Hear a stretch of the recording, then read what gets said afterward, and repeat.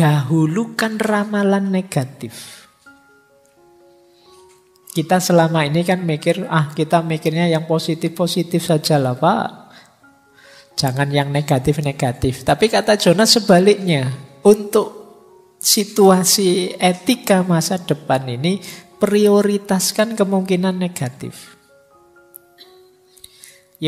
Buang misalnya bekasnya kopi ke dekat sumur itu sebenarnya tidak terlalu ngefek sih, biasa saja, tidak terlalu bahaya, tapi ada sih bahayanya. Dahulukan yang ada bahayanya ini. Ini membuat kita lebih hati-hati. Kata Jonas, kemungkinan buruk harus diberi prioritas dibandingkan kemungkinan baik. Kita kan kadang nyinyir kalau ada hati-hati ya. Mungkin ini cuacanya sedang buruk, gelombangnya sedang tinggi. Kemungkinan 3 hari ke depan itu situasinya tidak kondusif untuk kita yang dekat-dekat pantai misalnya. Terus kita, kayak Allah saja, kayak ngerti-ngerti. Kan banyak orang nyinyir begitu. Ndak, itu peringatan. Biar kita lebih hati-hati, karena untuk kelestarian kita prioritaskan ramalan negatifnya. Kata Jonas, manusia itu dapat hidup tanpa keuntungan tertinggi, tapi dia tidak mungkin bisa hidup dengan keburukan tertinggi. Keburukan tertinggi itu bangsane bencana, bangsane kehancuran, kerusakan total, kita tidak sanggup. Kalau sekedar air mampet kita sanggup lah, tapi tidak ada air kita tidak sanggup. Jadi itu keburukan tertinggi. Kalau sekedar sementara puasa tidak masalah, tapi tidak makan sama sekali tidak mungkin bisa. Maka ayo kalau ada ramalan-ramalan yang buruk, bukan berarti itu suudzon Mbak, tidak begitu. Biar lebih hati-hati kita, biar tidak sembrono. Kita tidak bisa memastikan masa depan, tapi kita bisa hati-hati agar tidak fatal kerusakan yang mungkin terjadi. Alah Pak, kalau memang takdirnya Allah kiamat, kiamat. Ngapain repot-repot amat, kan banyak yang sekarang kalimatnya seperti ini. Kita lupa bahwa bumi ini diamanatkan pada kita oleh Allah. Kita khalifahnya. Maka kemungkinan negatif harus kita pegangi. Dalam rangka apa? Biar hati-hati. Misalnya teman-teman jangan banyak-banyak makan minum teh ya, nanti lambungmu bisa bermasalah loh. Itu mungkin bisa bisa enggak lah. Cuma kamu pegangi yang kemungkinan bisa masalah ini. Jangan kemungkinan tidak masalahnya. Itu yang dimaksud prioritas kemungkinan negatif. Jadi jangan berlebihan minum tehnya atau minum kopinya. Jadi ini cara berpikir etik masa depan. Jadi kalau bahasa hari ini, pertimbangkan pahitnya dulu. Kayak orang, kamu menikah itu ada enaknya, tapi pahitnya luar biasa. Kamu siap pahitnya? Yang ditanyakan pahitnya. Kalau pahit kamu siap enggak? Siap saya kalau pahit. Kalau pahitnya saja siap, apalagi enaknya. Kalau kamu nikah, kamu enggak bebas lagi loh. Siap Siap, enggak apa-apa. Kalau kamu nikah, kamu tidak bisa sesantai dulu lagi loh. Siap, tidak apa-apa. Ini kan kemungkinan buruknya. Kalau kemungkinan baik sih santai. Orang itu menang itu semua mudah siapnya, tapi kalah jarang orang siap. Maka mungkin lebih baik kalian latihan kalah daripada latihan menang. Menang tidak perlu latihan. Sukses itu otomatis semua orang siap sukses. Tapi tidak semua orang siap gagal. Jadi makanya kadang-kadang kalau kalian lomba kok terus kalah, santai saja. Saya memang latihan kok. Tidak menang juga tidak apa-apa. Ini sedang melatih mentalku. Kamu mungkin tidak siap kalah, tapi saya menang siap. Sekarang kalah saya kuat. Latihan kuat kalah itu penting. Itu yang disebut prioritaskan yang negatif.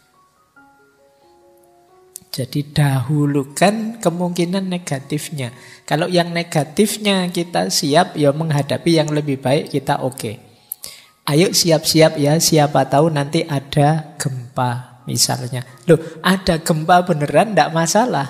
Kita sudah siap. Tidak ada gempa apalagi. Kan tidak masalah juga. Tapi kalau kita tidak siap-siap, begitu ada gempa kita habis montang-manting. Ini yang dimaksud prioritaskan kemungkinan negatif. Demi masa depan. Tidak mesti juga kok Pak. Anak cucu kita ke depan siapa ngerti mereka lebih cerdas. Secara sains lebih canggih. Iya, alhamdulillah kalau begitu. Tapi kan kita mempersiapkan kemungkinan buruknya. Jangan sampai mereka sengsara karena kelakuan kita. Coba bapak-bapakku dulu, simbah-simbahku dulu gak serakah gini. Mungkin aku masih nyaman hidup di bumi ini. Sekarang tidak tersisa apa-apa. Airnya sudah kotor, kemudian udaranya sudah polusi, tidak karu-karuan misalnya. Itu kita bisa disambati oleh anak cucu kita. Ayo, ya disambati bahasa Jawa. Jadi, ayo ya, kita jangan nyinyir lagi kalau ada orang suruh kita siap-siap menghadapi yang terburuk, menghadapi situasi, menyiapkan diri menghadapi yang tidak kita inginkan. Karena kadang-kadang hidup itu perlu persiapan. Kalau persiapan untuk yang baik-baik insya Allah kita siap. Tapi untuk yang buruk-buruk kan kita perlu latihan. Baik, kita lanjutkan. Nah, ini menarik. Kewajiban etika masa depan yang pertama adalah ketakutan. Jadi ini biasanya moral itu kan menyuruh kita berani. Ini kalau Han Jonas menyuruh kita takut. Jadi kenapa? Karena dalam ketakutan orang akan serius meresponnya. Orang akan melakukan apa yang harus dilakukan. Jadi, kenapa sih Pak harus takut? Takut itu kan gentar terhadap sesuatu yang belum terjadi. Ya memang, jadi masa depan belum jelas, belum kita rasakan. Makanya tidak bisa dengan pengalaman observasi langsung. Yang bisa kita lakukan apa? Takut saja, bayangkan ya. Kayak tadi kan saya ngomong itu, bayangkan kalau di masa depan kita jadi orang yang tangannya kecil, mulutnya ke depan. Itu kan kita sebenarnya sedang membayangkan saja. Tidak apa-apa dibayangkan begitu terus tumbuh rasa takut. Ketika rasa takut ini muncul, kita akan terus mengantisipasi biar ketakutanku tidak terjadi. Kalau kamu tidak takut, mungkin kamu tidak mengantisipasinya. Takutlah. Loh ini menarik loh. Ada ayat Al-Quran. Mungkin surat An-Nisa. Kalau tidak salah ayat 9. Kalau saya salah kalian cek nanti saya diingatkan. Yang bunyinya wal yahsyalladzina law taraku min khalfihim dzurriyyatan di'afan. Takutlah. Jadi ini ayat yang menyuruh kita takut. Saya tidak tahu Han Jonas ini pernah ngaji apa enggak. Jadi menyuruh kita takut kalau meninggalkan generasi yang lemah. Nah, kita juga ayo takut. Jangan-jangan masa depan kita suram. Jangan-jangan generasi yang akan datang sulit oleh kita. Jangan-jangan ini kan menggerakkan kita rasa takut ini. Kalau kita tidak takut, tidak takut kok Pak, ya tidak ngapa-ngapain sudah. Masa depan nanti kemungkinan anak cucu kita sangat sengsara hidupnya karena kita. Biasa saja Pak, tidak takut. Masing-masing orang tanggung jawab sendiri-sendiri atas hidupnya. Ya sudah, tidak takut selesai. Maka takutlah. Kalau bahasanya Al-Quran, takutlah meninggalkan generasi yang lemah. Bukan aslinya mereka lemah, kitalah yang mengkondisikan mereka jadi lemah.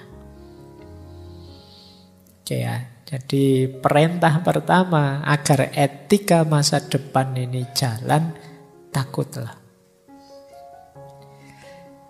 Oke, baik. Yuk, ketika orang takut, baru dia bergerak untuk mengatasinya.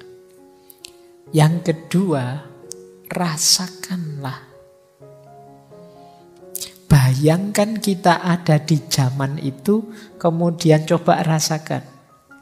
Ayo, seandainya kita yang hidup kira-kira 50 tahun lagi, yang di sana sungai-sungai mampet habis, air-air coklat semua. Tidak ada orang mau bertani karena tanah sudah tidak kondusif lagi. Akhirnya kita tiap hari hanya makan pil saja. Kopi juga tidak ada, tanaman kopi sudah tidak ditanam lagi.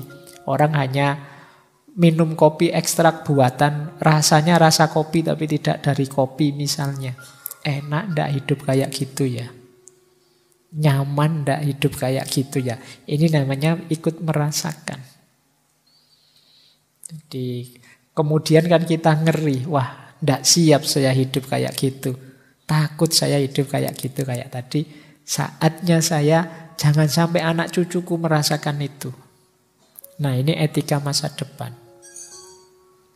Jadi setelah kita takut, sekarang kita rasakan sendiri. Kita bayangkan sesuai kondisi saat itu.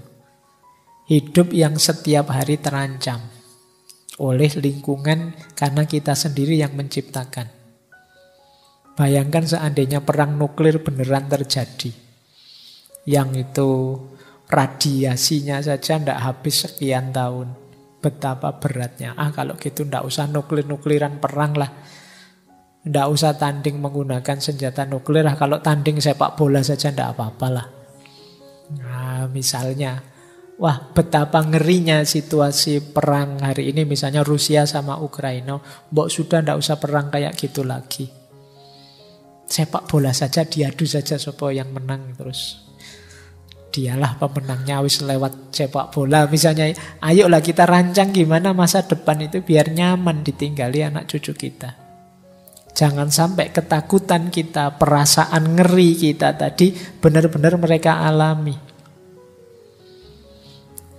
Jadi inilah yang didorong oleh Hans Jonas. Jadi etika masa depan itu hidup kalau kita takut dan kalau kita bisa membayangkan perasaan anak cucu kita di masa depan. Kalau kita tidak bisa dua ini biasanya sulit kita untuk keranah masa depan. Ya malam ini mungkin sadar sebentar sekilas saja, nanti pulang ya balik kaya asale. Nanti buang sampah diam-diam pagi-pagi di tempatnya. Meskipun ada tulisannya, dilarang buang sampah di sini, tidak peduli, tidak ada orang. Dilarang, zaman saya dulu di kos-kosan bahkan ada tulisan dilarang kencing di sini. Itu pun ada tulisannya, ya tiap hari ada saja orang kencing di situ. Itu manusia, dia tidak mikir ke depan, tidak mikir itu. Ya berhenti kencing di situ karena terus sama teman-teman beli bunga yang untuk ziarah itu ditaruh di situ terus dikasih lilin. Akhirnya tidak ada yang berani kencing di situ. Kalau ditakut-takuti sama setan ya baru serius. Itu mungkin yang membuat simbah-simbah kita dulu terus ini pohon ini ada penunggunya loh ya. Kita tidak berani macam-macam wis. Coba berani, alah Pak itu tahayul ditebang saja, habis pohonnya. Oke, baik. Jadi ini dua ya rumusnya etika masa depan itu, kewajiban dan perasaan.